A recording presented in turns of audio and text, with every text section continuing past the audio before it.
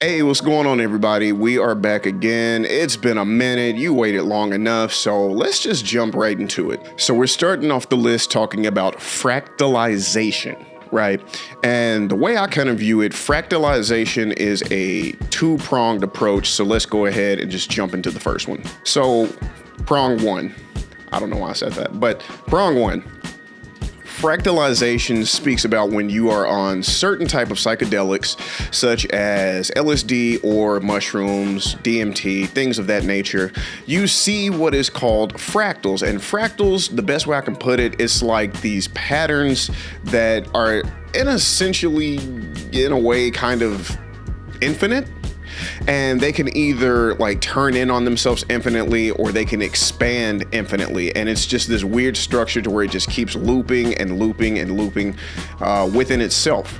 So people say that whenever you are on these certain psychedelics and you see these type of fractals, it is not necessarily a hallucination. And this has been an age-old debate whether when you do these psychedelics, are you actually hallucinating or are you lifting a veil and seeing reality for what it truly is. So what people believe is whenever they see these type of fractals and these things around them, it's this grand sense of how everything just kind of like loops into itself, the whole circle of life. And it's saying that not only is it within us, just us as living entities, but it's in everything that we know and everything that we see within our reality. So that's kind of one approach to it. But another approach to it, and this one is kind of on a macro scale, really. This one says that not only is it in everything we see and everything that is around us, but it is the universe itself, saying that if you either were to be able to have some type of technology to shrink down infinitely or to expand infinitely, you would eventually grow out of this universe and you would find that you are actually already inside of an even larger universe. Or, like I said, you go the other way and you shrink down, then you will eventually shrink so far down that you will fall into another universe that hid inside of a pocket within our reality itself. I haven't seen it, but I heard that they actually kind of jumped on this concept in one of the Ant-Man movies, whichever one had Kang. I think Ant-Man shrunk so far down that he fell into like a tinier dimension, and apparently that's where Kang, what's his name? Jonathan, I forgot. Anyways, the actor, that's where he was, and he was imprisoned as like this villain. They couldn't do anything with this guy, so they just shrunk him so small that he fell into a tinier universe that was basically within the universe alongside us. So that's fractalization. It basically just says that when it comes to this multi-universe, multi-dimensional thing, you can get there if we had the technology or whatever, but you could get there, and it could be there in this fractalization of just zooming in really far until you fall into another universe, or somehow expanding and zooming out so far that you grow into a bigger universe. So, yeah, that was an interesting one. Next up, I'm going to try to pronounce this right. I believe it's Oikeiosis or Oikeiosis. And I'm not going to lie to you, I should know how to pronounce this because this is probably in my personal top 3 conspiracy theories of all time. So, Oikeiosis is a philosophy that says that humanity's quality is directly impacted by our involvement, not only with ourselves, but with everything around us.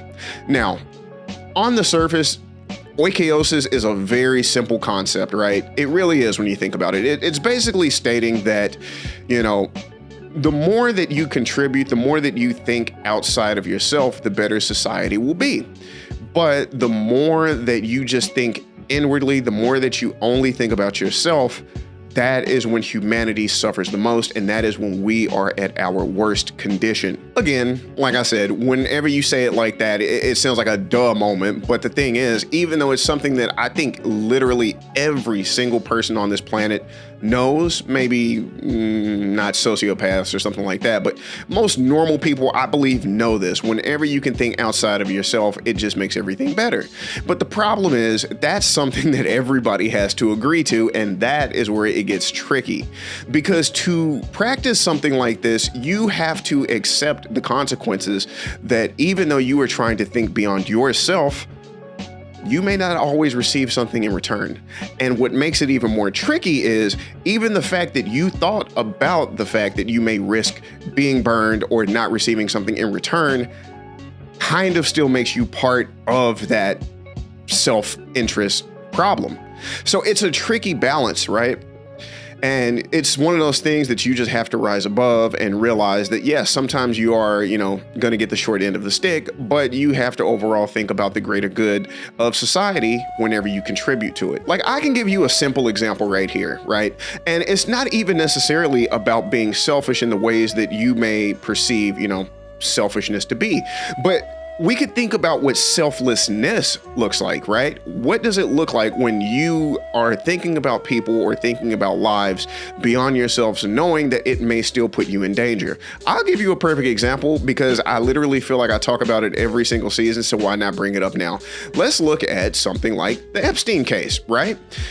There are people in that case that knows everything, right? They know everything, but they can't come out. And I tell this to people all the time. It's not as simple as just coming out and saying, hey, so-and-so did this, so-and-so did that, because what's going to happen? They are all of a sudden going to be targeted, right? Their family is all of a sudden going to be targeted, right? So it's not as simple as coming out and doing the right thing all the time, because sometimes even doing the right thing may still hurt other people. It's a lot more tricky. Like I said, on the surface, it's a very simple topic to tackle, but whenever we look at it like in the complexity of what it is, it's very complex to always do the right thing, because sometimes doing the right thing, can get you literally nailed to a cross. So, Oikeiosis, like I said, I can talk about this for like another 20, 30 minutes, to be honest with you. But all in all, it's that. And just to kind of put it into a better framework, this was something, like I said, it was a philosophy back in the day. It kind of branched off from typical Stoicism. Stoicism, I honestly think, is a good philosophy as well. Unfortunately, it kind of fell into the wrong hands nowadays. This is my opinion. It kind of fell into the wrong hands in the red pill, blah, blah, blah community. I'm not going to rant on that too much more, but all in all, Stoicism, I think, is a pretty good philosophy as well. It's kind of just about being steadfast and being strong and trying to just be persistent in life. So when it comes to Oikeiosis, it's a branch off of that, right? And there is actually a scale. So I want to show that to you really quickly. I'm going to put it on the screen, but for now, I'm just going to kind of talk about it a little bit. I want to pull up an image and I'm gonna speak about it. So as I mentioned earlier, right, the circle is small. It starts out with just yourself, thinking about yourself, right? Everybody to some degree thinks about themselves and what they can do. The way I personally see it, and I tell this to people all the time, I understand that some people want to help people, but at the same time, yourself is still included, because you cannot truly help other people if you yourself also need help. You know what I mean? It's hard to help someone if you don't have much to give, if you don't have much to help, right? So it starts with yourself. But once you know you're good, that's when you start looking outwards. And the next step up is your family. How can I help my family? How can I improve some of their lives? How can I make some of the people around me better? And you may not be able to do every single family member, but there may be somebody, right, that needs your help. And you may even be into it with certain adults, right? Maybe you don't like one of your siblings as much, but they have kids and you see their kids are trying to do something. So maybe you could say, okay, here's $50 for, I don't know, soccer practice. I don't know, whatever. But, there's something that you can do to help somebody in your family, right? And once you kind of do that, then you start looking even further out. How can you help your friends? Or is there anything you can do? Can you be, a shoulder to lean on? Can you invest in something? Can you teach them something, right? And it's all about building people up around you and building people outwards. The next step after friends is community. And this, honestly, I think is where it starts shattering for a lot of society as today. What can you do to help your community? Because again, the more people you can get on their feet, the more people that can be a part of helping society be a better place, right? So what can you do within just your community, within your surroundings, to help out and get other people on the page, right? And then of course the next step up is all of humanity. That obviously is difficult, but the only way that we can start helping all of humanity is if we start uplifting more of our communities. It's a thing that has to start with yourself, and it has to go outwards. So how can you get more people on that page? I don't know, share this video, get it out there. I don't know, you know what I mean? Oikeiosis, think about it. But then after we talk about all of humanity, the next step after that, the very last step is the planet, Earth. How can we help Earth? So what can we do to help the planet? And this is something that obviously makes sense to where you have to get all of the communities on board, then you have to get all of humanity, and then from there, humanity can focus in that direction. It's the only rock we got to float on. You know what I mean? So what can we do to make sure this rock doesn't crumble? What can we do to make sure it doesn't become corrupted, tainted, and get to a point where none of us can survive? And what makes this so interesting, again, when you think about the Oikeiosis thing, you know, we can go back to another example I have about, like, you know, people that are super powerful, super rich. Let's look at that and let's think about this, for example. You have billions of dollars, right? And when we just go through the list again, let's see, you know, let's just look at your average billionaire. And you yourself think about it. When you think about your average billionaire, do you think of them as helping themselves? Okay, probably. And then do you think of them as helping their family? Okay, probably. Do you think of them as helping their friends? Probably. What about their community? I don't know. That's where it gets tricky because I don't even know the type of communities they hang out in. But maybe they help their communities, maybe they don't. Do they help all of humanity? And then what does that look like? What does even helping humanity look like? And then after all of humanity, do they help Earth? I don't know. You tell me. But that is Oikeiosis in a sense. And like I said, you can think about this all day, especially, like I said, when you look at this scale that I'm currently looking at. I don't know if you can see it or not. Is that a good picture? I can get up in there. Yeah. Like I said, I'll have it on here. So, you know, it is what it is. But yeah, think about that scale and think about, you know, people on TV, people, you know, celebrities, politicians, whatnot. What are they doing to impact that scale when it comes to Oikeiosis?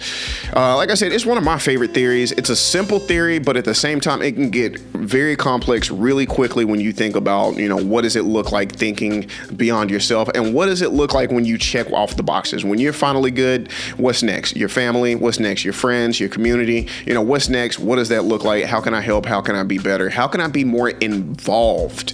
That's another big word when they talk about Oikeiosis, is involvement. It's not just helping or throwing some cash here and there, but it's involvement. How can I be involved with my friends? How can I be involved with my family? How can I be involved in my community? Next up, this is a simple one. Hiring a hitman on yourself. Again, when it comes to these later topics, these later tiers in the iceberg, a lot of these get more philosophical, if anything. This isn't like your typical, you know, normal conspiracy theories like, do aliens exist? Yes or no? Blah, blah, blah, blah, blah. These get philosophical in nature, and a lot of times these don't have a direct answer, so you can't really get one. So hiring a hitman on yourself is a philosophical thing that basically says, if you hire a hitman on yourself, according to the way that we believe that, you know, Christianity works, you know, suicide is automatic hell. But if you hire a hitman on yourself and you get murdered, do you go to heaven or hell? Because technically it was not you who did the murder. It was someone else who did the murder, right? So it says, do you go to hell automatically for suicide? Does that count as suicide? And the thing goes back and forth. It's like, yes, you go to hell because it's about the intention. You intended to do that. You planned this suicide, even though it wasn't by your own hand. But the other person says, no, because at the end of the day, even though you had the intentions, the hitman didn't have to kill you. The hitman could have realized what the job was and said no, or something else could have happened, and then they never made it around to killing you. And then that takes in the whole fate of the hitman themselves. Do they go to heaven, or do they go to hell for committing a murder? Or do you both go to hell? I had to throw that on there because I thought it was a tricky one. It's kind of fun to think about. So it's like, do you both go to hell because, you know, technically there was a murder and technically you planned your suicide, but is it based on the action or is it based on the intent? Is it both? Is it a mix? But anyways, that is hiring a hitman on yourself. Next up on the list, we have something called pattern manipulation. And I also think this is a pretty neat one. So pattern manipulation, very short, sweet, and simple. It says that there are patterns in the world, which obviously there are, right? But there are patterns in the world, and these fabrics are like woven basically into reality itself. And what it's saying is if you are smart enough to catch on to some of these patterns around you, you can control these patterns to your own benefit. For example, let's just say that, you know, your celebrity crush is, I don't know, Chris Brown. I don't know. But let's say your celebrity crush is Chris Brown, or I don't know, who's like I can't think of anybody, but whatever. You got a celebrity crush, right? What it's saying is, you know, in certain circumstances, it may be incredibly difficult for you to ever end up in the presence and be with this celebrity, right? But if you do certain things in certain ways, you significantly increase your chances of running into them and possibly even getting what you want out of them. And this can be applied to anything in life. But the thing is, you have to figure out what the patterns are to get into, you know, that opportunity, right? So for example, right, let's just say you did want to possibly meet Chris Brown. Well, you got to think about it. Matter of fact, I even got a better one for you, because this is actually what J. Cole himself did. I don't even know if he realized it. J. Cole himself manipulated patterns to get to where he was. So what did he do? J. Cole, very early on in his career, back when nobody knew who the hell this dude was, he lived in a certain part of the United States, but he thought to himself, I need to become famous. What did he do? He had an idol. That idol's name was Jay-Z. So what did he do? He literally moved very closely to where Jay-Z was. And what he did was he just made himself available in the area. And he just kept being in a very specific area because he knew if he was in that area long enough, eventually he would run into Jay-Z. And guess what? Eventually he did run into Jay-Z. And when he ran into Jay-Z, he gave Jay-Z his mixtape. And then Jay-Z looked at the mixtape and said, do you think I want this? I don't want this. He wants this. And he handed J. Cole's mixtape to, I think, his chauffeur or his bodyguard. So what ended up actually happening is somewhere along the way, that person actually started listening to J. Cole's mixtape. And that person was like, yo, this shit is actually good. I think you should actually give it a listen. And then Jay-Z eventually listened, and a few years later, boom, a few more things, boom, and now we all know who J. Cole is. So it's pattern manipulations, right? You have to figure out a way to get yourself into an area that you want to get into. This is why I tell people when it comes to dating, there's never really a thing of saying you are out of someone's leagues. I always say, you can get anybody you want to, but you just have to ask yourself, does it make sense, right? Does it make sense for you to be with that person? Does it make sense for you to get this job? Are you qualified for this job? Did you put yourself through the right credentials to get this job? And again, it just goes for so many other things in life, but a lot of this is applied not just for things that require skill, but for things that I personally believe require luck. I wish I knew who it was, but there was a magician, and I forgot who the magician was. Maybe you in the comments might know. But this magician kind of said something very similar about pattern manipulation. They said that real magic, it's not pulling a rabbit out of a hat. It's not making something disappear, reappear, or cutting somebody in half, or making somebody levitate. No. That's all just, fancy trickery. They said magic exists, but true magic is figuring out a way to basically make the whole universe lean in the favor you want it to. They kind of put it like this. Imagine you have a pool table, right? And one of the legs is a little bit wonky, so the pool table leans. Imagine that you are playing on this pool table and you know where that is, but the difference is you're able to make this table lean on a whim. That's magic. being able to make that ball fall in the hole that you want it to fall in, and you can call that shot. That is true magic. And that is a skill, and that is pattern manipulation. So I want you to start thinking about life like that. If it's certain things you want, certain goals you want, right? You got to start thinking in that way. How can I make it to where I can lean that ball just into the right hole off of the table? How can I make that table lean where I want it to lean? Everybody always wants to do it the hard way, and that's the issue. Everybody always wants to do it the hard way so they can tell the story about how they did it the hard way. If you really want to get the damn result, fuck the hard way. Just do it the way that you need to do it. Make it to where it leans in your favor, and that is pattern manipulation. Next up on the list, we have something that is called God's ego death. Now, before we get into God's ego death, I want to explain what ego death is itself. Ego death is a term that is used also when it comes to psychedelics. This is a very psychedelic end of the list, ain't it? But it's a term when it comes to psychedelics. And basically what it says is there is a point and a chance that when you take a certain amount of psychedelics, you experience something called an ego death. And what that is to where it feels like you spiritually die and you get reborn again.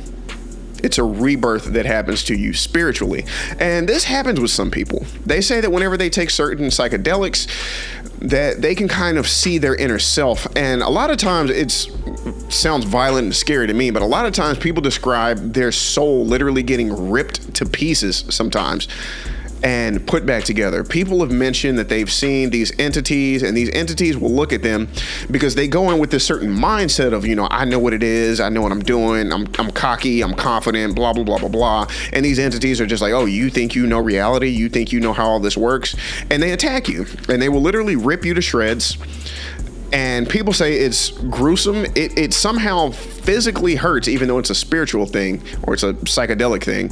But they say it hurts. But they say whenever they get ripped to pieces, they come back in a more humbled state that kind of understands their place in reality. So what does God's ego death mean? So if you know anything about the Bible, there are basically two major parts, right? There's the Old Testament, and then there's the New Testament. And what people have theorized is something weird happened to God in between the Old Testament and the New Testament, and we're not 100% sure what happened, but they describe that moment as God's ego death. If you read the Bible in the Old Testament, God is very different. God is scary as hell. God is somewhat wrathful. God is very judgmental. And God will smite and punish people over the smallest shit, like crazy shit. But then when you get to the New Testament, God's a lot more understanding, a lot more loving, a lot more forgiving, right? And a lot more patient even. God's a lot more patient when it comes to it. So they say, what happened between the Old Testament and the New Testament for, God to change its whole personality and to just kind of have that with almost no explanation as to why it happened. And that's essentially what God's ego death is talking about, is something happened to God somewhere along the way that caused God to just change personalities and be a lot cooler. And we may address that in another conspiracy theory in this episode. It's happening right now. So the next theory is called God's last wish. What God's last wish says is God split himself into basically infinite entities, right? And each one of us counts. Each one of us is some type of partition of God, which is why in the Bible they say you are made in God's image, right? Men, women, whatever. You're made in God's image. Now, this also goes into the fact that like previous texts when it comes to religion, before what we know as mainstream Christianity, they used to say that everybody is God. Everybody is God, because when you think about it, we all have the ability to manipulate reality. We do. Think about it. Look around you. Look at where you currently are. Look at the device that you're on. Everything around us, other than, of course, the trees, right? And, everything natural. But everything else around us is stuff that we made, right? I may not have made it directly, you may not have, but somebody made the device that you are currently watching this on. I am currently looking at something that somebody else made, a camera, right, and a microphone. So everything around us is stuff that we made. Now, obviously, none of us have what we would think as godly powers, but that's where the partition comes in. So basically, when you think about it, we've all been partitioned to have a certain amount of power, right? So what God's last wish was an advocation for free will and being able to enjoy connections and companionship. Right? Because when you look at it at kind of the very beginning, it was God, it was the angels, and it was Adam, Eve. And a lot of people don't really talk about this, but it was more than just Adam, Eve on earth. It's just the Bible focused only on Adam and Eve. I think I should throw that out there for you. But it was more than just Adam and Eve walking around. It's just they were the main characters of the story at the time. But anyways, I digress. But when you think about it, because I used to think about this as a kid, you know, they talk about us having free will and how that's such a big thing because, believe it or not, the angels didn't have free will. They didn't. They only did what God told them to do. But that's what made us so different, right? And I personally believe that's what made, you know, the devil kind of jealous because he's like, how come they can do what the fuck they want to and I have to listen to you all day? But that's kind of where it comes from, and that's where it stems from as far as we are made in God's image, right? And I didn't plan on making this a sermon, but, you know, I'm just covering things off the conspiracy theory iceberg. But yeah, so God's last wish was that he would split, or she, I don't know, split itself into infinite life forms and have basically a connection that could not be achieved any other way at the time. Right?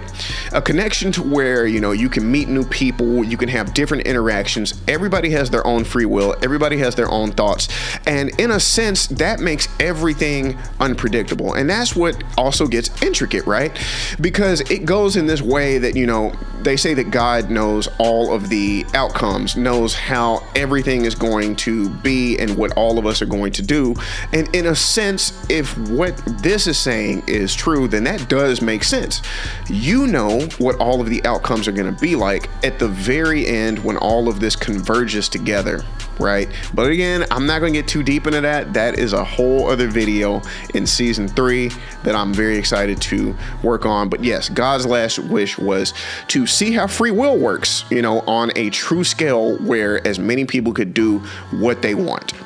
So, you know, how you digging it? You like the free will we got going on? What's up? Paleolithic deep state. The caveman theory. Wowzers. This theory states that humanity is being controlled by an ancient civilization that has lived alongside us the entire time, but has been way, way below the radar. And they are just here controlling all of us, controlling the governments, controlling what we do, controlling our trends, blah, blah, blah, yada, yada, yada. But they're here. And the caveman theory part comes in because some people believe that they are Neanderthals that have evolved over time, and they are controlling everything, pulling all the strings behind the scene, and that is what our reality is. It basically says that these people evolved into certain bloodlines that, you know, you guys know all the bloodlines that you think are doing evil shit. So it says that these, you know, Neanderthals have turned into these bloodlines and they rule society, you know, from behind the scenes. And that's because they have knowledge that has been passed down about humanity that is easy to take advantage of us and easy to manipulate us, that has been kept very secret this entire time. I feel crazy just saying this shit, but that's what the theory suggests. Another theory also says that it is what we would consider aliens, right? You know, we're not talking about the Neanderthals right now. We're talking about your typical aliens, whether they're gray, green, whatever, tall, whatever.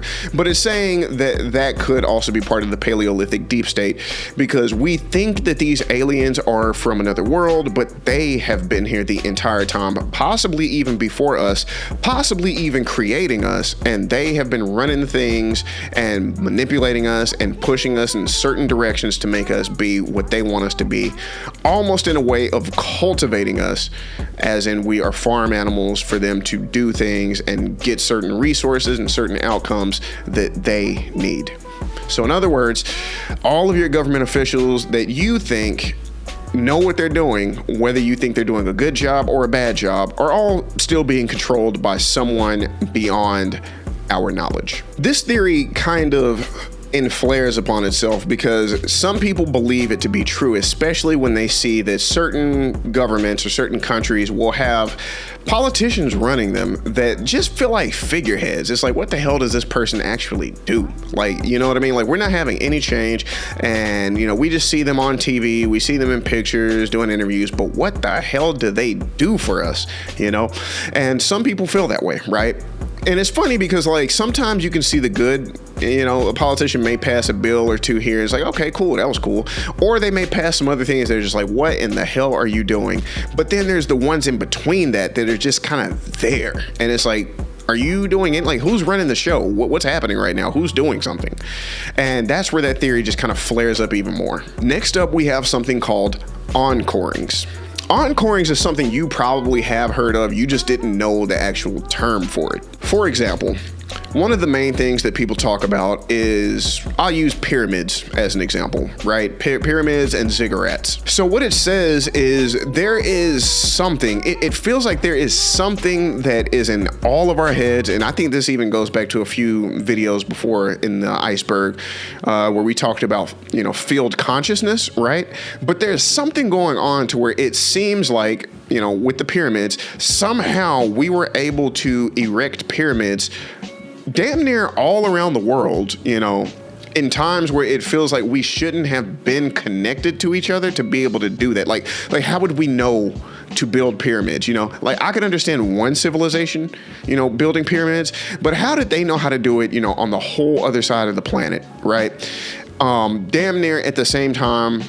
How did they know how to do that? Or, they're doing it over here, they're doing it over there. And what does that even mean to where they all decided on the pyramid or a ziggurat? Why that structure specifically? And how in the hell could a trend like that pass around the world before, world travel was a thing, and especially before, the internet was a thing? And of course, world travel has always been a thing, but it hasn't been a thing enough to where, it seems like information like that would be passed around. Or why would that necessarily be important? You don't got any damn pictures to show anybody, or, we suspect you wouldn't have any pictures during pyramids being built. But how in the world is all of these things being passed around? And I'm just using pyramids as an example, but there's other examples, such as possibly certain types of weapons, certain types of styles, trends, other things along those lines. Now, to a degree, me personally, I could understand how a trend could pass around, like a style or, a certain way of fabricating something. I get that. But when it comes to building something like ziggurats or pyramids, that's where people kind of get a little iffy, just trying to describe, the structure and how you make it. And then again, at the same time, what is the significance of it? So that's where Encorings is. It's saying, what is it to where certain things seem to get passed around the world, as far as knowledge goes or as far as actions go? Right? How does this get passed around the world unless it's like something deep inside of us that knows to pass certain things around and to pass things, even without us being privy to knowing that we're doing it? The thing that makes it so interesting is, I mentioned earlier, it ties back into the field consciousness thing, right? And what makes that even more interesting is the field consciousness theory also ties into the one we just covered, God's last wish, and about us all being connected in one way or another. So it just gets back to that thought of, how we are all connected, how we are born just knowing certain things innately, right? Knowing certain things innately, and to a degree, most of us having a moral compass of knowing what is right and what is wrong on a macro scale. Right? But Encorings goes into that same thing, especially like I mentioned, what is it specifically about the pyramids that make us have to build that in damn near every single continent and every single society has touched it or thought about it? Forced soul removal. Sounds scary as hell. Sounds like a fatality. Anyway, forced soul removal. It speaks about a person, self self-explanatory, having their soul removed, right? And what it says is, you can still live without a soul. You're almost like a mindless drone in a sense. And this gets kind of interesting, and I want to talk to you a little bit about selling your soul too, because I recently kind of had a thought about what it means to sell your soul. So whenever it comes to soul removal, they say that, it's not like some kind of, I guess necessarily spiritual thing, but kind of spiritual, but it's not like some kind of ritual or something like that goes into place, but it's more or less something that happens through a traumatic experience, right? Something traumatic can happen to you that just rattles you so much that your soul essentially gets removed from your body. And again, it's not even saying that your soul and your consciousness is the same thing. It's actually separating the two. You can still be conscious, you can still be here, you can still be present, but your soul, that fire inside of you, has left. There is an example that I want to use, and it's something based off of Hollywood. I'm gonna go with Diddy for 200, Alex. So when it comes to something like a soul removal, and I've thought about this, right? When they say you sell your soul in Hollywood, I don't truly think it means what some people think it means. I don't think it's necessarily like 100% spiritual, but it is your spirit in the essence. Like I said, it's your spirit, that thing that makes you fight, that thing that makes you you. For example, and I'm gonna put it to you like this, right? Let's just say you want to get into Hollywood, right? You want to be an actor or an actress or a musician, right? Let's say you want to do that, right? But unfortunately, you don't meet people who are professional. You meet people like Diddy. And Diddy tells you you can have whatever you want to, but I'm gonna need that ass. And you think to yourself, you're not like that. You're not like that. That's not what you do. That's not how you operate. And now you are literally at a forked road. Do you cave in? Do you go against your principles? Do you go against who you are as a person and you go down that path to get into Hollywood? Or do you say, take a hike, I'm not doing anything of what you just said, and I'm gonna go this way? Now, me personally, I know what I'm doing. I'm protecting my butt. But some people have taken that path. And those people, if you notice, a lot of times they end up on hard substances, they end up on drugs, they have freakouts and things along that nature. And that is where I believe they have lost their soul.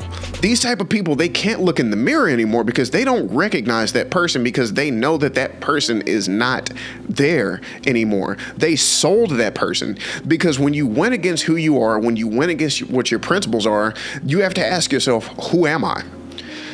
What am I willing to do if I'm not willing to stand up with what I am as a person? I killed who I was whenever I went down this path. That person no longer exists. I technically, physically am still here. I'm still alive, but I killed, or I sold off that part of me that was me, and that part is gone. So a lot of people will say things like that. They can't look at themselves in the mirror, because they went against what they know they should have done. Right? So forced soul removal kind of is part of that. It basically says, what if you go through a process like that to where you technically remove who you are?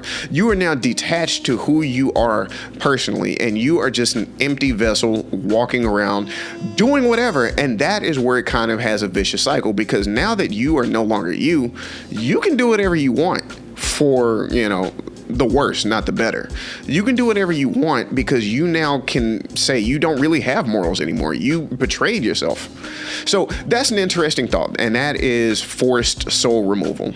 Also, what it states is, because of what I mentioned earlier, being able to do drugs, being able to do harder parties and all this other stuff, being in the news, getting locked up, being thrown in jail, all of these other things, it's because there is a void, and that void is where you used to be. It's where your soul, your fire, whatever you want to call it, it's where that used to be. But now there is nothing there, and you're just trying to replace it and plug things into that hole so you can feel whole again, right? So you're going to go here and you're going to do things, but if you can't do anything, that's where the drugs come in, and you got to numb yourself, and you got to, become in a state to where you can't think. You just become basically just want to dope yourself up to a point to where you can escape, and you don't have to think about the fact that you have this hole in yourself now that cannot be filled. because you got the wrong hole filled. Okay, I'm done with that. Anyways, so the last conspiracy theory we are going to cover is called the final understanding. Wowzers. What a title. Anyways, so the final understanding, it states that everything we know, right, is just a tiny piece to the puzzle that we all have. Every single last one of us has this piece to the puzzle. And the thing is, no single person can solve this puzzle by themselves. We each are a puzzle piece to this. You, yourself, you are a puzzle piece because of all of the things you've seen, all of your memories, all of your emotions, all of your interactions, everything about you and what's happened in here and what's happened in here is a puzzle piece.